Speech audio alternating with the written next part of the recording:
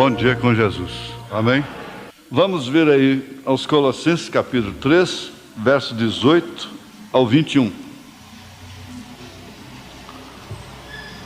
Vós, mulheres, estáis sujeitas a vossos próprios maridos. Você está cansado de bater isso no ouvido, hein? Como convém no Senhor. Vós, maridos, amai as vossas mulheres e não vos irriteis contra elas.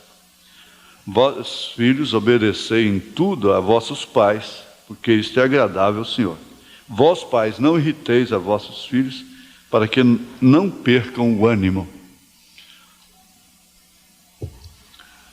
Nós te agradecemos, Senhor, porque podemos cantar mais uma vez, e nesta hora eu me lembro do saudoso irmão Juca. Ó quão cego andei, perdido vaguei. E nós estamos aqui sempre aprendendo do Senhor. O Senhor disse: aprendei de mim, que sou manso e humilde de coração, e encontrareis descanso para as vossas almas. Tudo o que nós queremos dizer é para o bem de todos, é para a salvação. Sabemos que a exortação, a correção na hora não é de gozo, não dá muito gozo, muito prazer, mas disse São Paulo que depois ela traz um fruto pacífico, benigno, gostoso, que causa paz no espírito e nos identifica como filhos. Te suplicamos que esta graça não saia de sobre nós, em nome de Jesus Cristo. Amém. Assentai-vos, irmãos.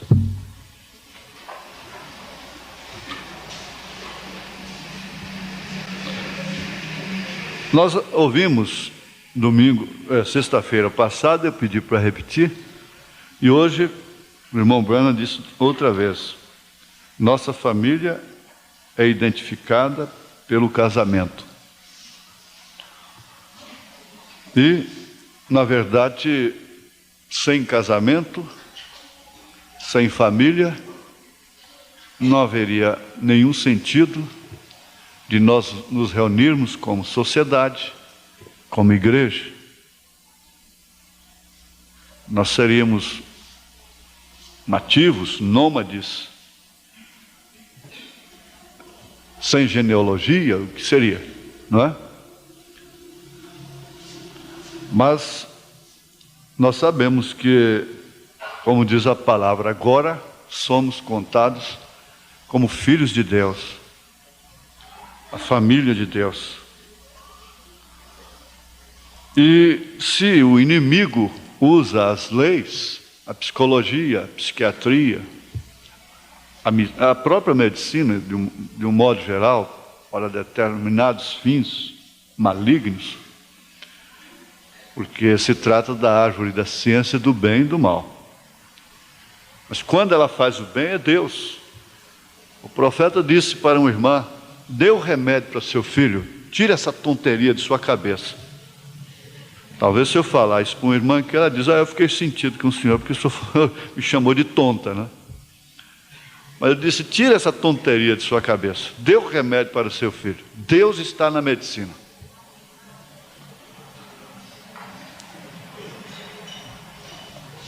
Deus está nas leis, isto é, foi Deus quem as criou. O diabo não tem poder criativo, ele só faz perverter o que foi criado por Deus. O poder dele é pervertedor, é perverter o original, a verdade. Por isso, nós mais do que nunca sabemos que nós estamos realmente no fim. No fim, conforme estudamos aqui, sexta-feira passada, naquele casamento, sobre o batismo.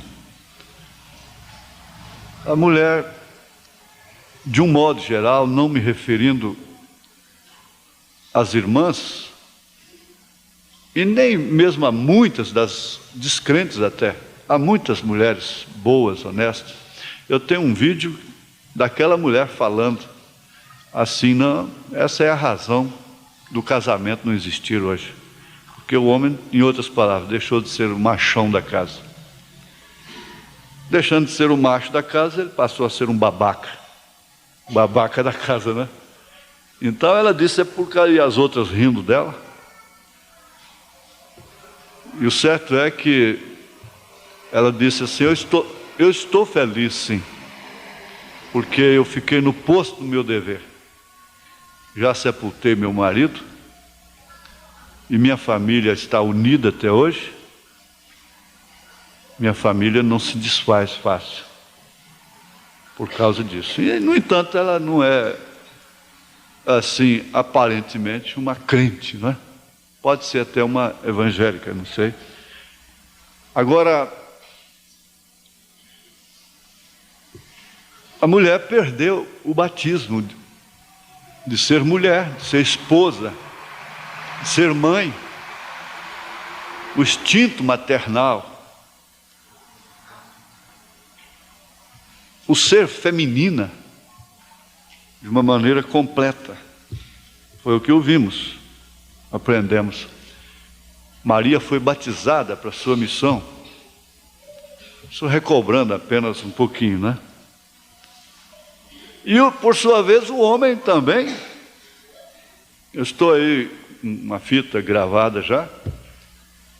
Vai ser uma das introduções de um dos cultos sobre o desejo de mulher. Então, como diz o irmão Brenner, as mulheres vão ficar em alta com aquela fita, não é? Porque aí vamos traçar o perfil do homem que a mulher deseja, e mais do que isso, que ela precisa, que toda mulher quer. Então o homem, por sua vez, perdeu o batismo de marido, de pai, conforme temos estudado, o senso da responsabilidade, o sentimento de responsabilidade, a lucidez, o amor, o próprio amor. Isso é Bíblia. O amor tem esfriado. Pega um fogo aqui, daí a pouco a lenha acaba. Mas nós não podemos julgar a igreja pelos poucos barcos que afundam. Às vezes há pessoas que se precipitam no falar e julgam a igreja por causa de alguns casos, poucos. Chegam a dizer, aquela igreja tem esse espírito. Isso é uma blasfêmia. Você nunca, o profeta diz isso, você nunca julgue a quem quer que seja, muito menos a uma igreja. Se você vê coisas erradas lá, saia calado.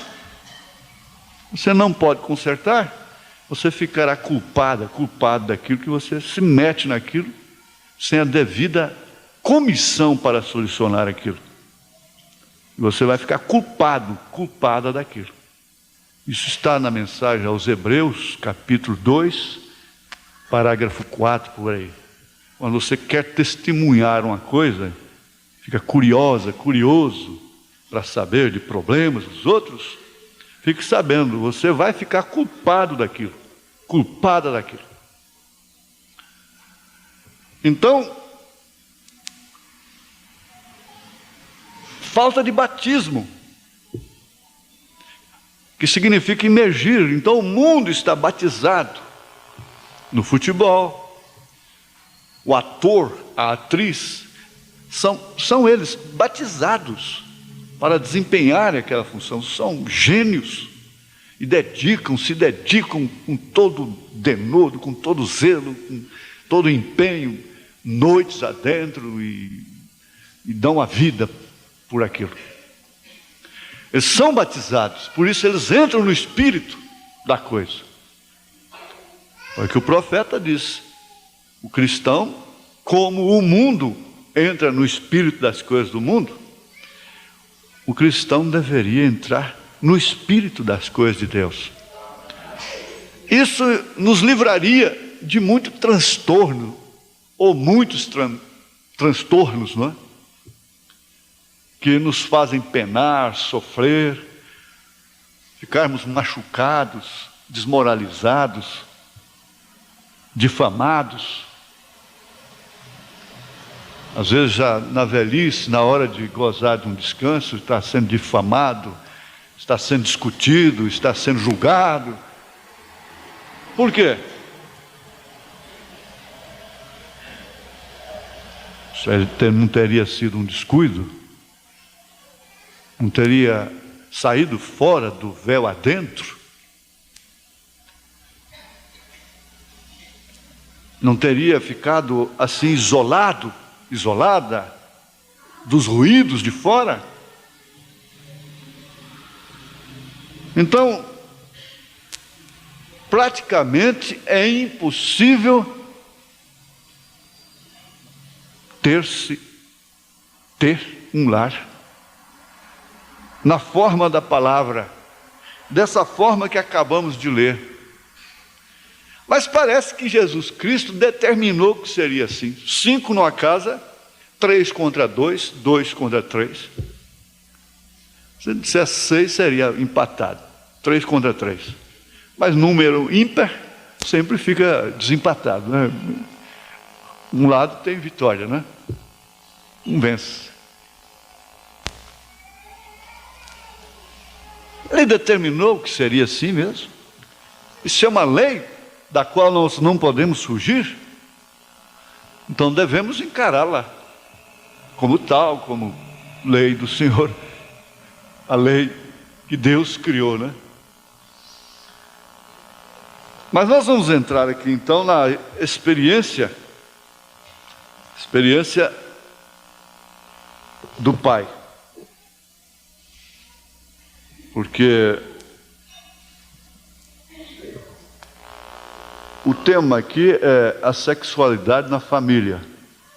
Mas nós não estamos abrangendo isso diretamente, esse fator. Nós estamos ampliando e encarando de uma forma generalizada todos os problemas em relação aos filhos, às crianças principalmente. Pois bem, o irmão Branham diz aqui, na mensagem Liderança Azul, a voz de Deus, parágrafo 27, ele diz: primeiro é o benefício da mãe, então a palavra do pai. Agora veja como é que ele vai encarar o pai. O que deve ser o pai?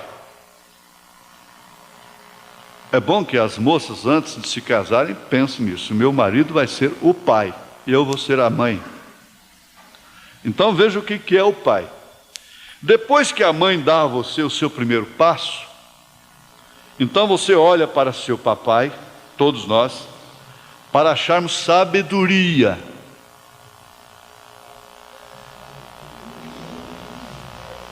Se a Bíblia diz que a mulher sábia edifica a casa, a tola, porém, derruba-a com suas próprias mãos. E o homem que não tem sabedoria? Mas pastor, eu não estudei, eu sou ignorante, eu não tive chance de estudar, eu não tenho sabedoria. Não, não é essa sabedoria. Tiago disse: você tem falta de sabedoria? Peça a Deus, Ele vai te dar sabedoria.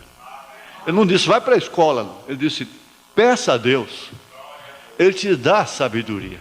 Essa sabedoria de fazer valer as suas experiências amargas em favor de sua família, de seus filhos.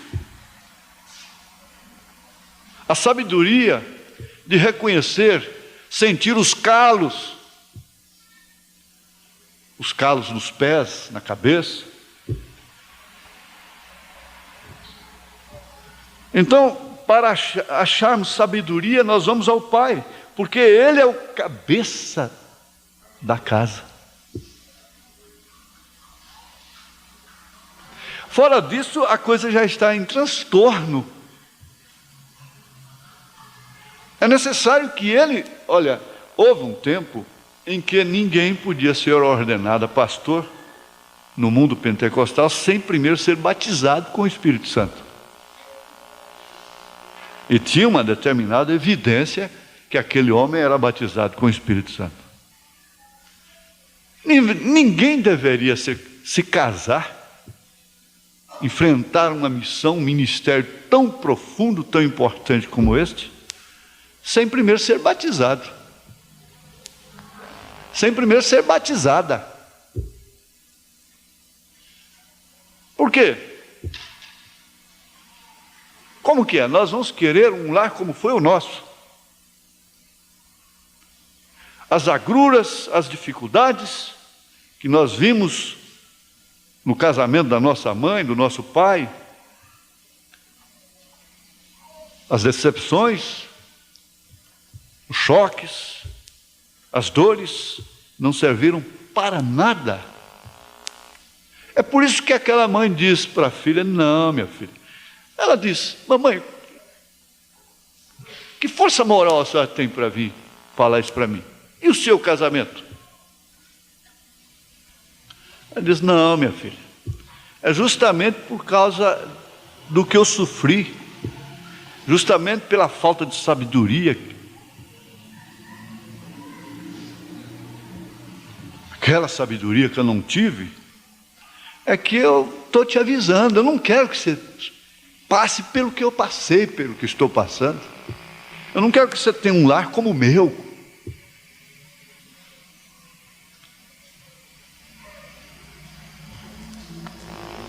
Então ela disse para a filha: veja como estou acabada.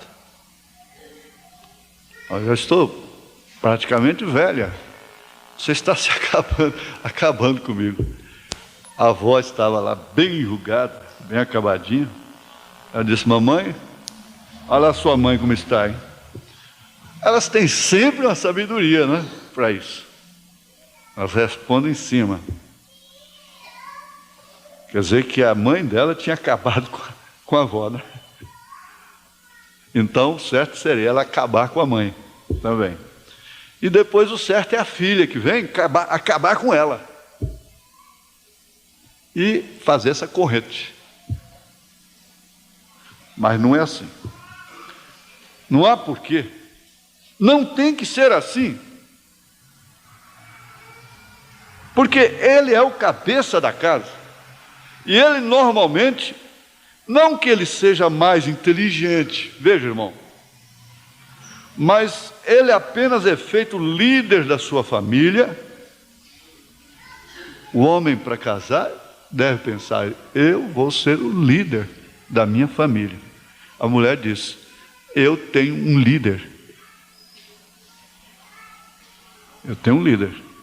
Agora, essa liderança, ela é manifestada através da prática, do dia a dia. Não é impor uma liderança por força, por violência, coisa que nem Deus faz com sua igreja.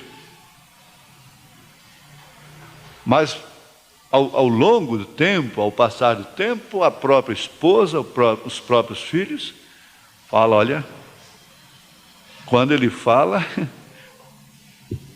é verdade, hein? Tem alguma coisa nisso aí a se pensar.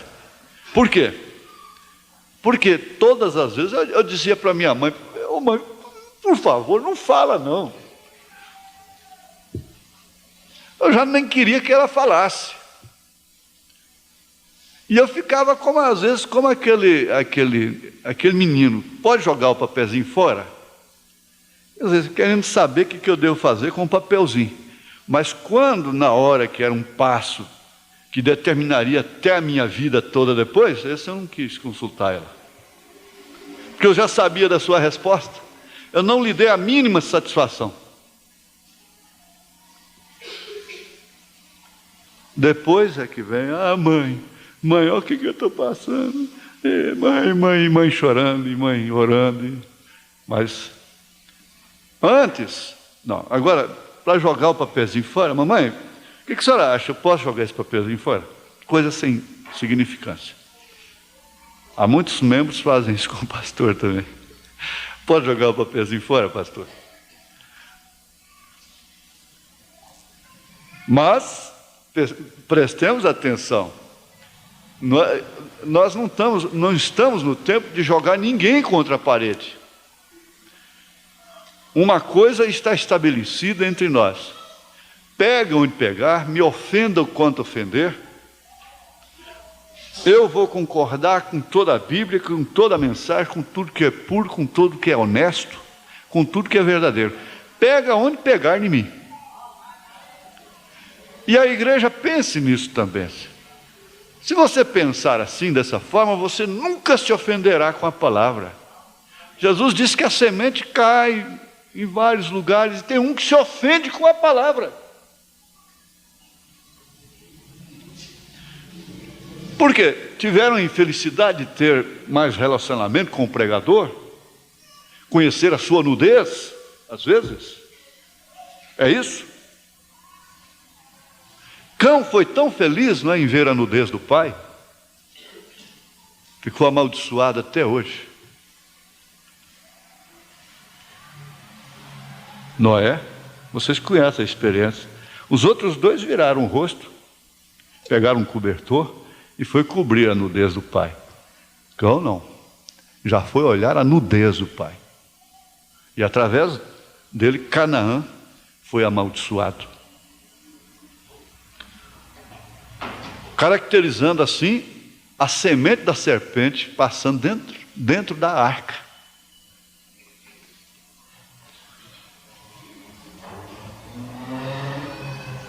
O profeta diz, é justamente nessa hora que Deus quer ver como que você vai proceder, de que forma que você vai agir. É quando ele está na sua mão. Aquele casal estava na mão do profeta. O profeta diz, eu não sou culpado disto aí. Eu não posso falar como o profeta falou. Nenhum de nós que seja mais autêntico, mais sincero, não falaria. Eu não sou culpado disso aí, porque às vezes não é culpado daquilo, mas é culpado de coisa pior até. Culpado no mínimo, culpado no máximo. Sim, foi exatamente assim que o irmão Branham examinou a coisa. Mas o certo é que quando aquele casal estava nas suas mãos, ele disse, eu os perdoo. E caiu um poder tremendo na reunião. Foi isso que aconteceu.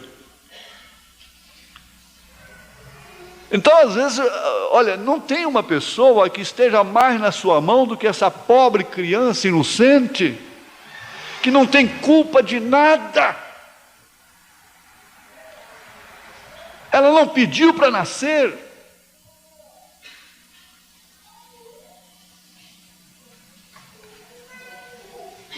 Ela não suplicou, ela não fez uma trama para nascer.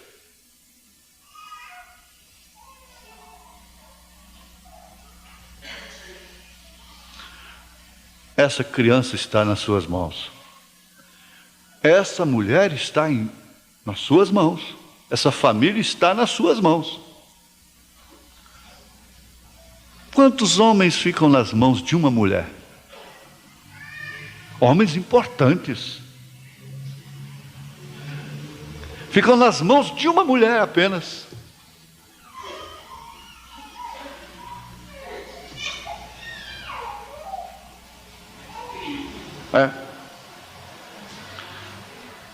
Agora, se referindo ao pai, a esse líder da casa, não é que ele seja mais inteligente, mas ele é apenas feito líder da sua família. E a família não perde por respeitá-lo como tal, como líder. De modo que conseguimos que o nosso pai diz para fazermos. Quando ele diz, agora filho, eu gostaria que você fizesse certa e certa coisa. Então nós o ouvimos, por quê? Por quê? Porque é sabedoria. Mas ouça, está vendo? Ele aprendeu muito e temos que perguntar-lhe para vermos o que ele tem aprendido. Ele aprendeu muito na vida.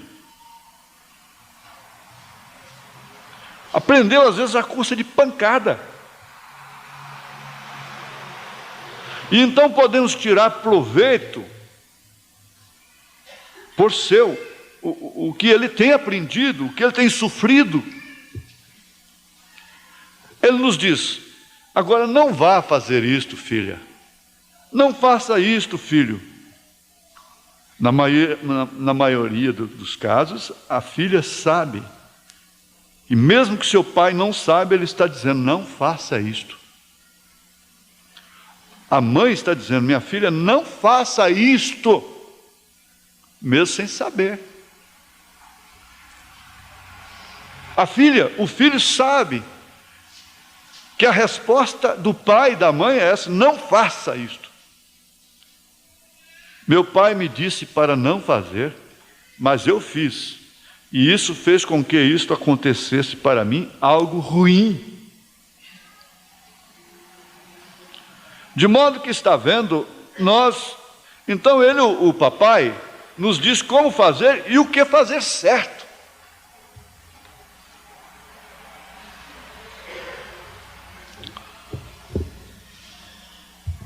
O pai pode ser ímpio até. Ele não quer que seu filho seja um perdido. Ele não quer que a sua filha seja uma perdida. Ele não quer.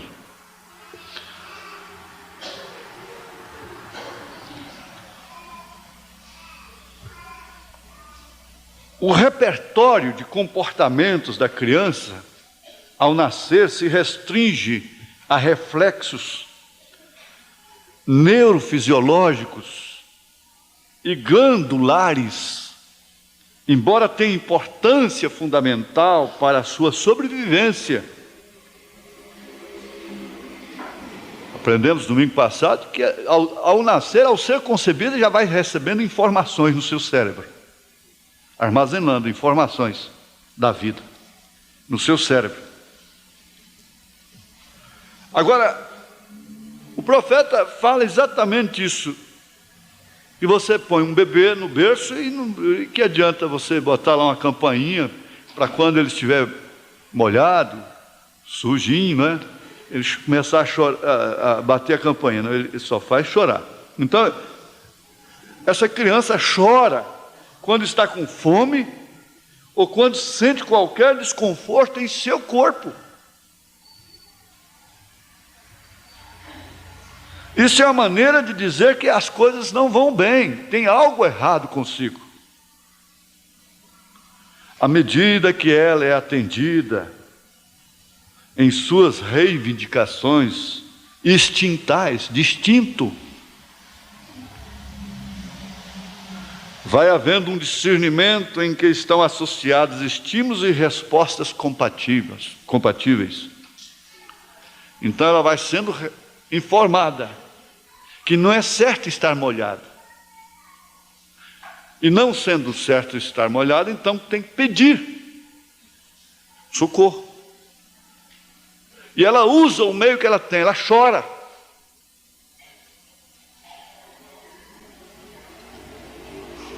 Mas quando ela vai crescendo, ela já vai crescendo com a informação do que é desconforto para o seu corpo, até que ela venha se autoproteger, isto é, proteger-se a si mesma, tomar conta do seu próprio corpo, tomar seu próprio banho, se alimentar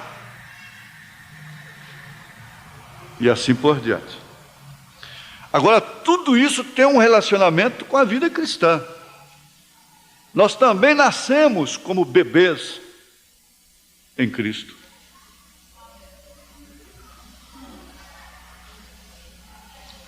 Quando a fome incomoda aquela criança, o seio é, teoricamente falando, colocado em sua boca e saciado sua fome e sede, porque o leite sacia tanto uma coisa como a outra, o leite materno, sacia a fome e a sede.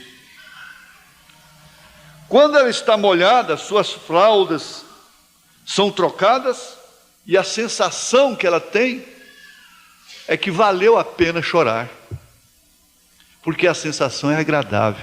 Então é quando ela pode sorrir, mostrar a gengivazinha. Isso é certo?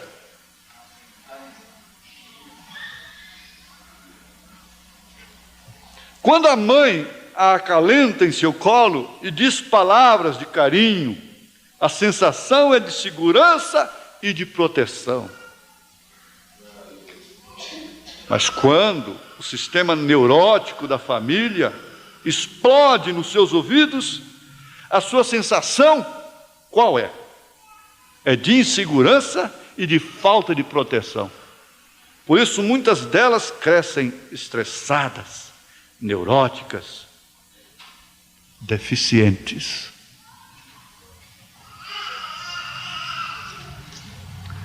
O cérebro vai enriquecendo com experiências novas à medida que ela vai se desenvolvendo no tempo e de acordo com a disposição dos adultos para se relacionar efetivamente com a criança.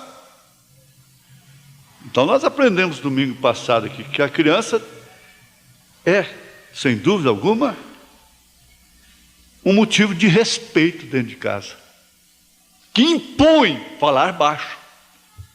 Uma criança impõe os pais falarem baixo, falarem como gente. Uma criança impõe, ela está exigindo aquilo pela sua fragilidade, pela sua inocência, pela sua dependência. Ela impõe que os pais sejam educados. Ela impõe que os pais sejam prudentes. Ela impõe que os pais sejam honestos. Ela impõe que os pais não prostituem.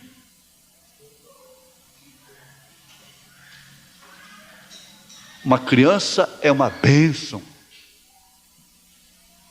desde que ela seja encarada como de fato o é.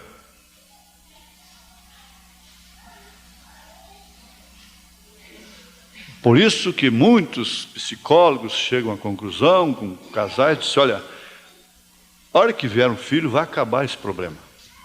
Muitas vezes, muitos casos são solucionados com a presença de uma criança. 2, 3 filhos, 4 filhos, 5 filhos numa casa. Eles são diáconos da casa. Eles vão manter a ordem na casa, se os seus direitos forem respeitados.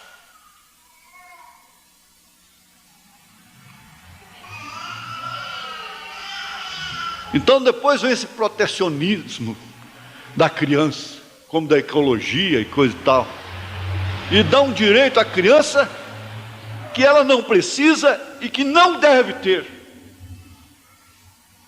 É o caso da mulher. Eles estão dando direito que a mulher não precisa e não deve ter. Vocês vão ouvir no desejo de mulher. A mulher da sociedade não vai gostar daquilo. Por quê? A mulher deseja ser protegida. E elas não aceitam. Não, proteção não. Eu mesmo me protejo. Eu já sei dar karatê, judô, atiro muito bem.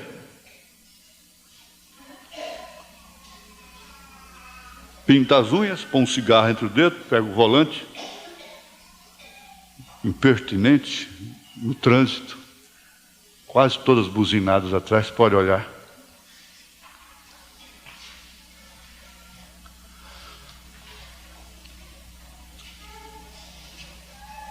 Veja só. Seria hoje o dia das crianças? Ou o dia da criança? Dia do pai, dia da mãe? Ora, gente, isso tudo é formalidade, banal. O dia é hoje, se chama hoje. A hora se chama agora. Hoje é o dia da namorada. Hoje é o dia do namorado. Hoje é o dia do pai. Hoje é o dia da mãe. Hoje é o dia da criança. Hoje é o dia da pátria. Hoje é o dia da igreja.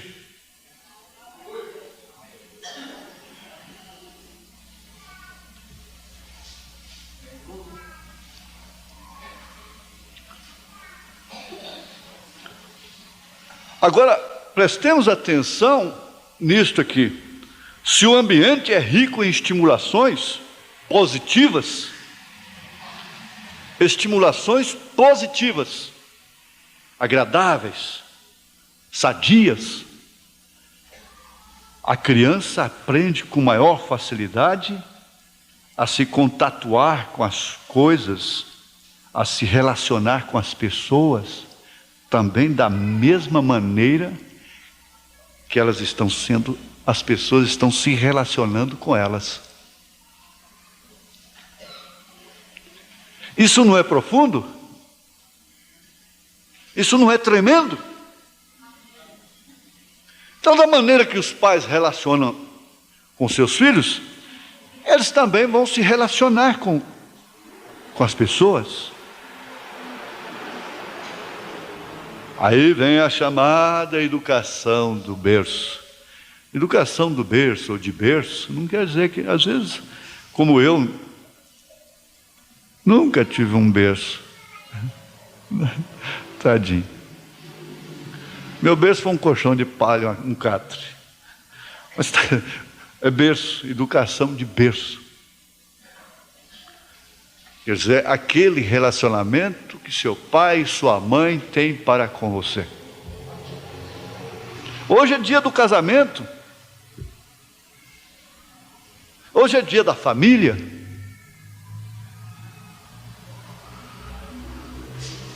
A sorte daquela criança depende da saúde e da disponibilidade, da educação, do temor a Deus, dos adultos em amar.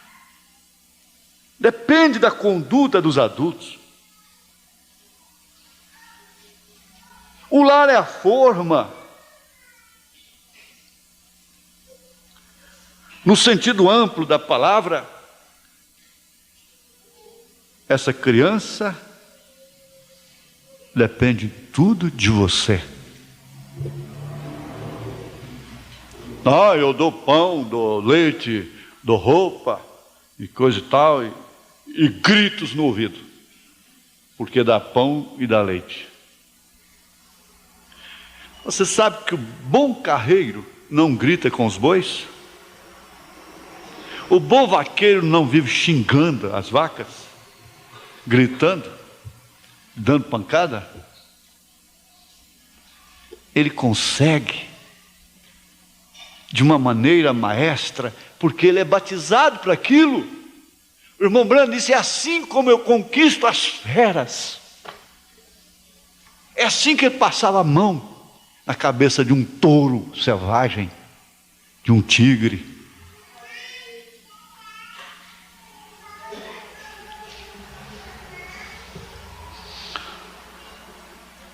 A criança tem necessidade inata de se associar a coisas da natureza para compreender seus eventos, para uma melhor integração cósmica no mundo.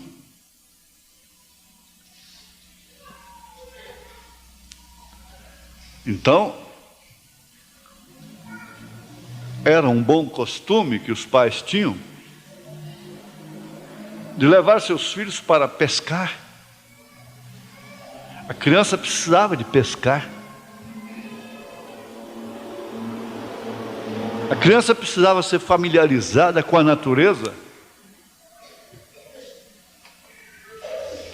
De um modo geral, porque tudo isso é cósmico. Tudo isso envolve, tudo isso é uma órbita, tudo isso é uma atmosfera que envolve o ser humano.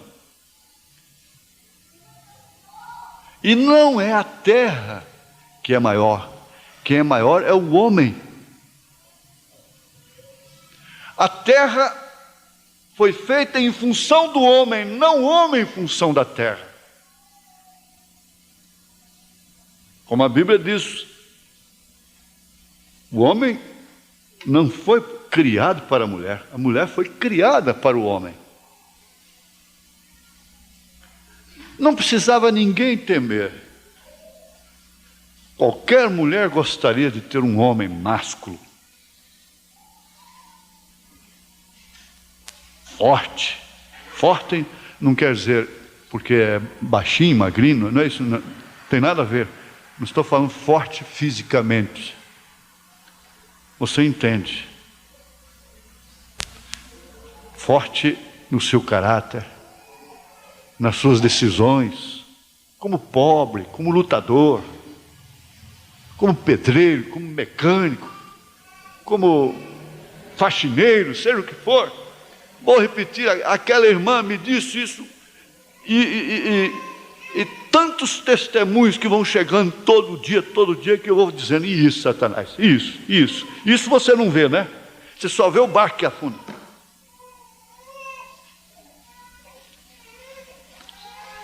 Então ela diz assim, não, meu marido tem problema, tem caminhão. Eu já pensei, bom, então já sei. Ela disse, só que tem uma coisa, ele faz qualquer serviço, nunca deixou faltar nada em casa. Lava banheiro, faz o que for, racha lenha, trabalha de servente, de pedreiro, faz qualquer coisa. Mas faltar o pão em casa nunca faltou.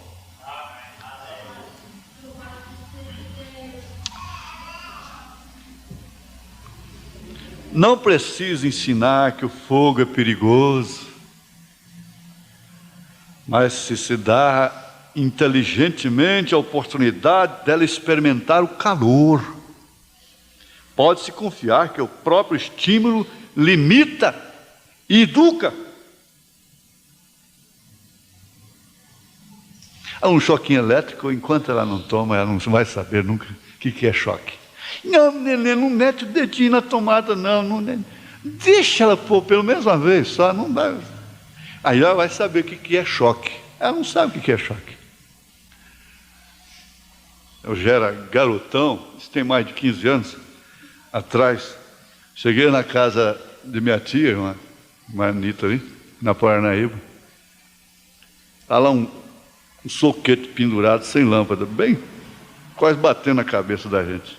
Chupando as laranjas lá, os meninos.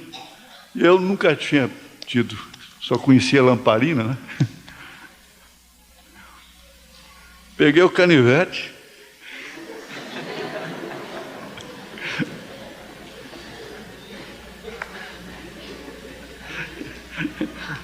Aí foi o suficiente, né? Para eu saber o que é choque, o que é eletricidade. O Otávio ficou sabendo o que é o peixe elétrico. Caiu de costa. Plantou bananeira lá de costa. Bom Benevides também. Depois jogou Bom Benevides na fria.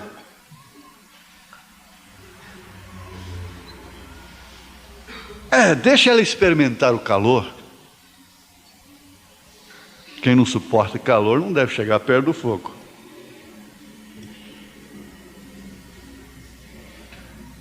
Não é preciso impor normas neuróticas, histéricas sobre seus filhos, sobre a criança, para interceptar a tendência exploratória natural do pequeno ser. Simplesmente encaminhe, canalize seus estímulos para o que é bom, para o que é viável. Você não pode impedir que ele seja uma criança. Aí então, irmão Branham, na mensagem eu acuso esta geração disso. Você tem que voltar lá para a idade de 17 anos, ver quem era você nos 17 anos de idade. Você simplesmente tem que estimulá-lo. A criança já pode levantar sozinha? Caiu ali, começou. Oh, não, filhinho, levanta você. Você pode levantar, filhinha. Você pode levantar. E começa por aí. Mas tudo corre. Já começa aquele sentimento de protecionismo.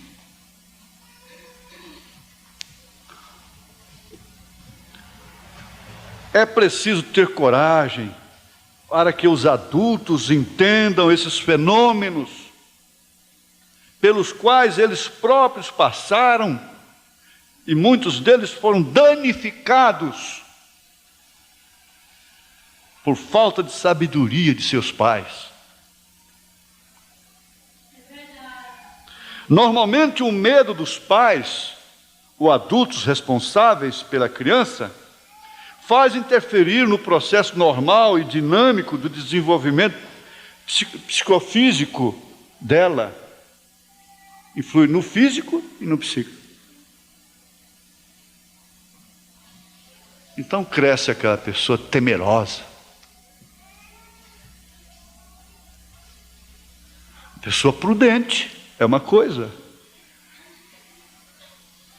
Eu nunca vi uma era de tanta mulher corajosa igual estamos vendo agora. Você encontra a moça vindo da escola aí meia-noite, só com os livros debaixo do braço. Não tem mais nada. Viajam sozinhas, rodovia, você está viajando, pouco passa uma mulher para você. Eita! 120, vai embora. Vai. Deus te guarda.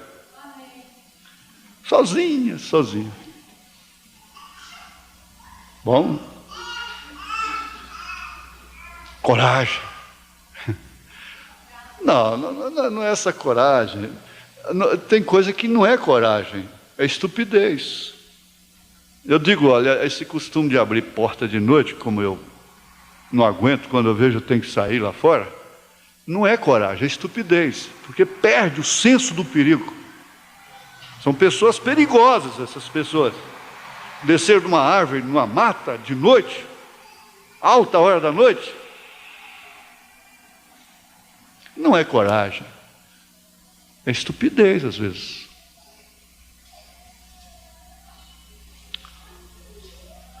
Então, o senso exploratório de um ser humano é infinito, enquanto ele vive.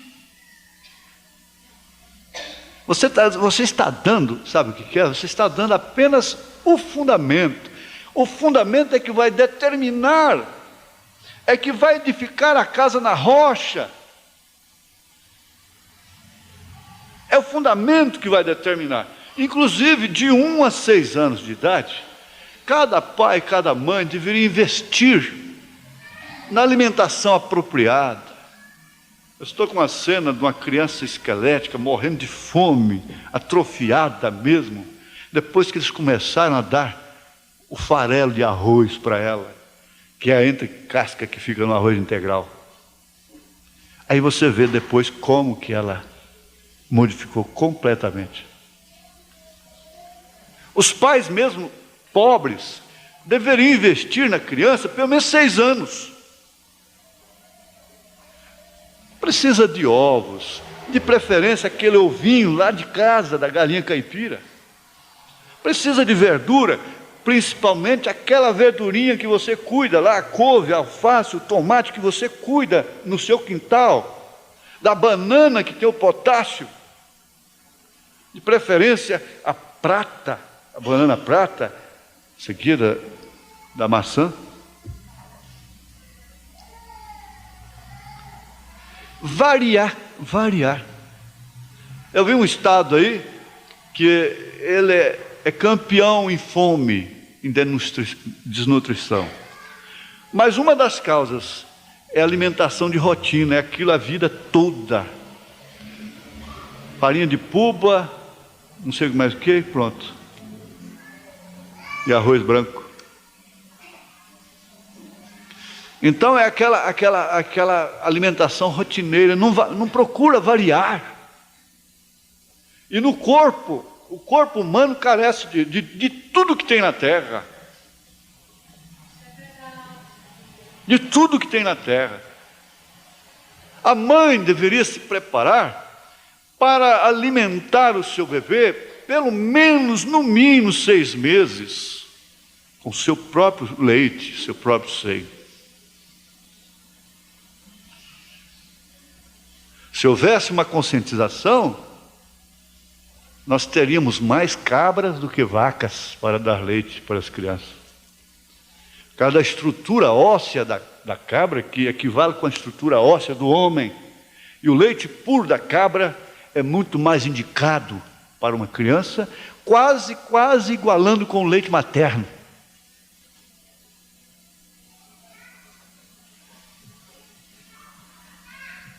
Você pensa em ter uma criança forte, sadia amanhã? Invista nela, pelo menos nos primeiros dias, começando desde a gravidez, tirando até as cáries dos dentes, seu e do seu marido. Passa no beijo.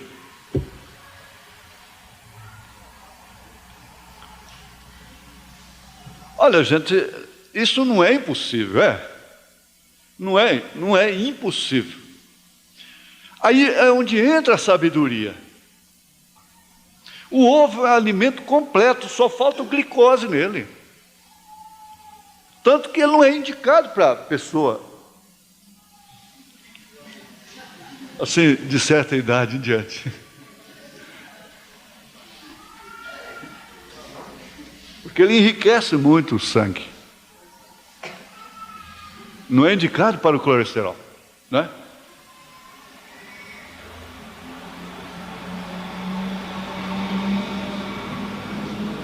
A rapadura é uma fonte de energia e vocês deveriam preferir 1000 vezes um pedaço de rapadura do que um chocolate comprado lá, industrializado. Esses doces verdes, vermelhos, amarelos, bonitos, pipoca colorida, tudo anilina, tudo cancerígeno, tudo são atrofiantes de células. Não há sabedoria para aplicar o dinheiro. Por que gastais o vosso dinheiro naquilo que não é pão? Eu brinquei com a menina aqui, ó, no casamento aqui, de sexta-feira, falei, a primeira coisa que você vai fazer para o seu marido é uma farofa de jurubeba. Primeiro prato. Mas você quer saber de uma coisa? Todos os quintais deveriam ter jurubeba. É bom, é o comprimido lá, é o Sonrisal que é bom. Os comprimidos para o fígado, esse é bom. A jurubeba não. É amargo, né?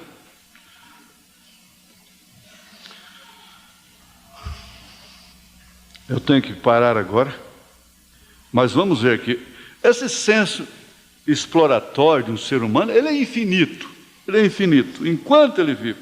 Porém, é fácil compreender que as intercepções são constantes e frequentes em toda a fase da vida, principalmente da criança.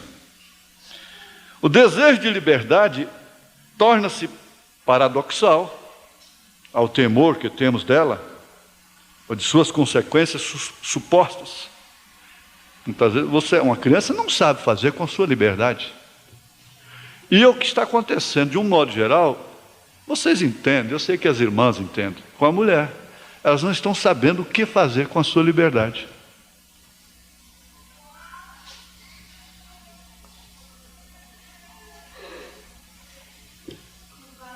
Uma criança não sabe o que fazer com sua liberdade.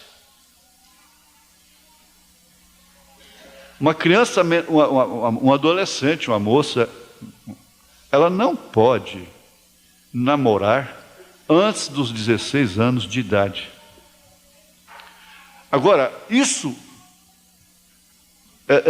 toda regra tem exceção. A mãe do irmão Brana casou com 15 anos de idade. Tudo bem. Casou-se com 15 anos de idade.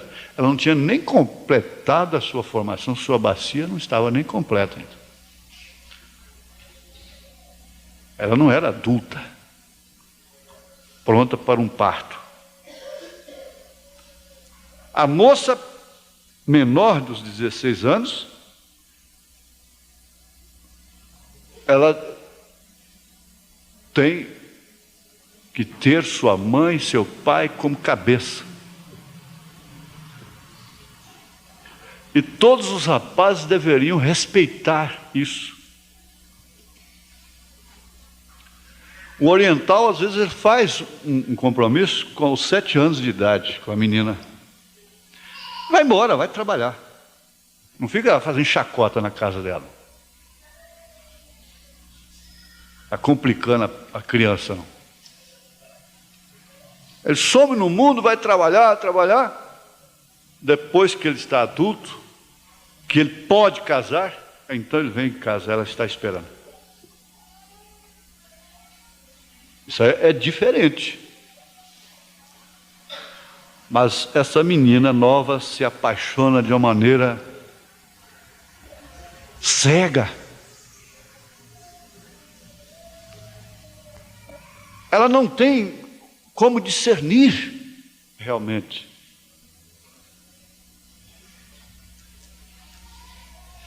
Os pais precisam ajudá-la. E os rapazes precisam respeitá-la. Neste caso.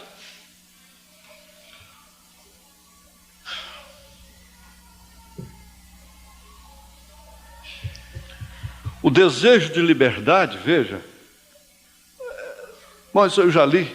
Vamos terminar. Ela é uma liberdade. Essa liberdade da criança é uma liberdade vigiada. É uma liberdade amparada, protegida. Não quer dizer que a criança tem que ser solta e fazer o que bem entende.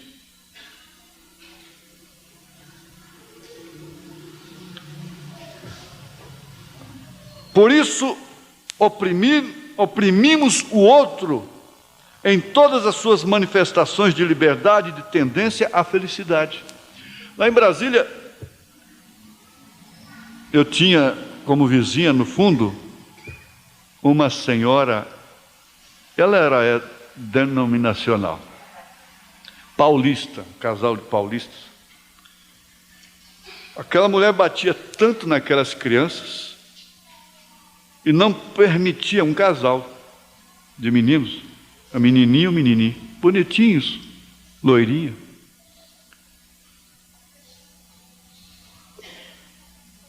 E a maior ignorância de um pai não permitir que a criança chore. Tem que apanhar sem chorar. Isso é estupidez.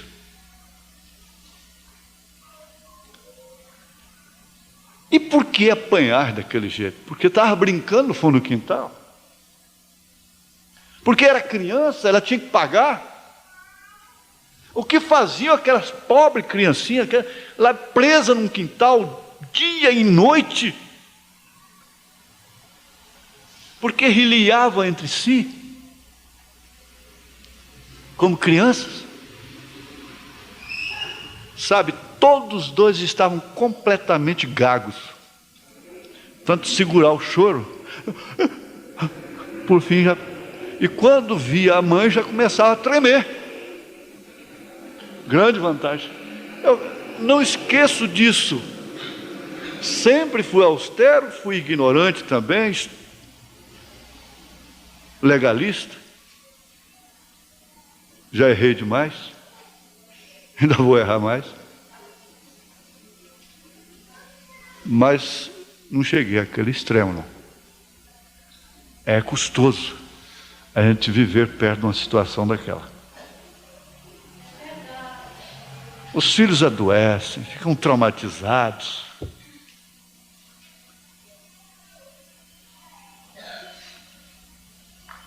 A parcialidade. Está certo que um pai não deve estar pondo menina, mulher no colo, beijando, aquela coisa toda, depois de uma certa idade. Mesmo existe o próprio senso, né? Mostra limites, mas pais ignorantes que formam uma parcialidade entre filhos homens e mulheres, e a consequência é trauma.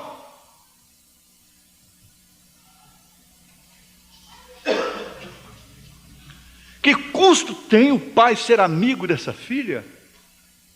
Sair com ela, levar ela para comer junto um dia? Que custo tem? Pega.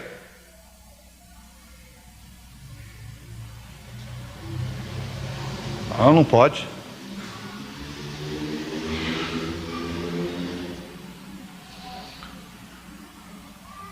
Nós oprimimos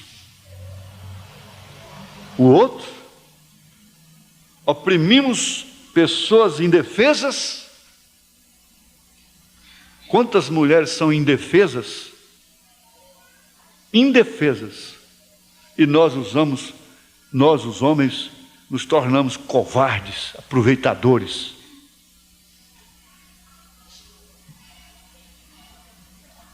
Porque elas se tornam indefesas.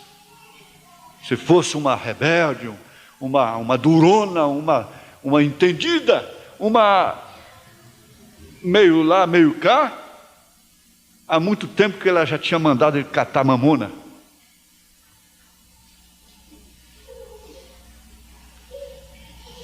Mas por quê? Ela é temente, ela tem princípio de mulher, ela é humilde.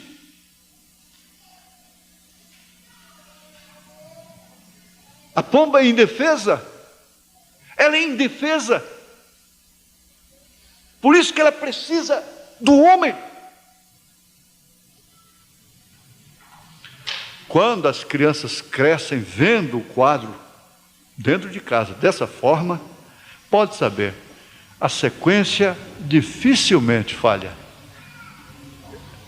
Você pode notar que o rapaz foi criado no batente, e com determinados princípios, ele vai para o casamento, ele leva aquilo.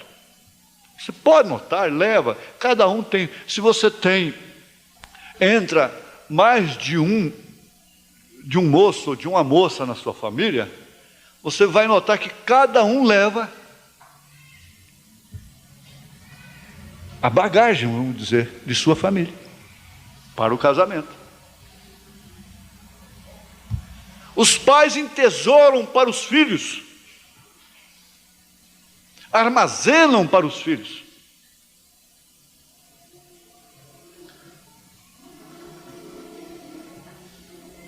E em nome de princípios e de doutrinas, criamos virtudes para as nossas repreensões. Paulo diz, para a nossa satisfação.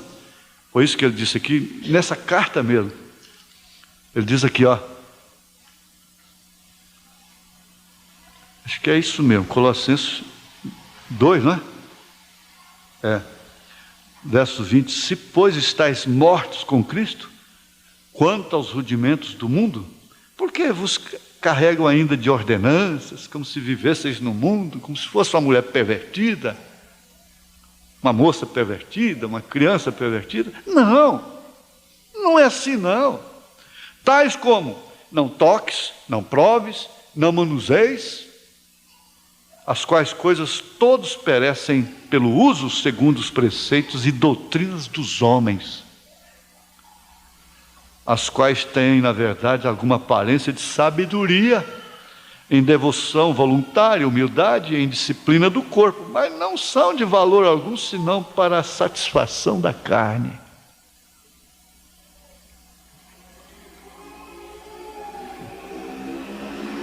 Aí somos liberais.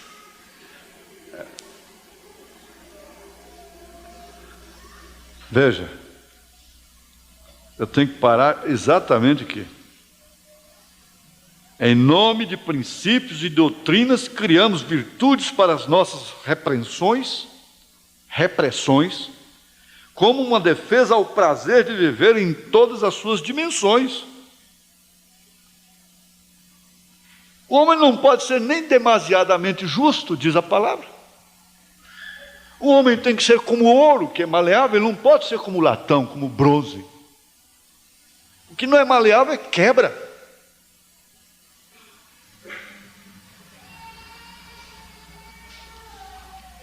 O que não é maleável não dá chance para conserto, para o arrependimento.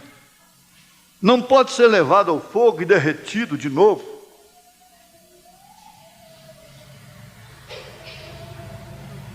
E tomar outra forma.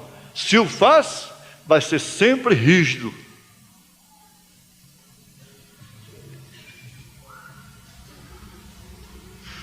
São 12, né? 12. 12,93. O Senhor abençoe vocês todos.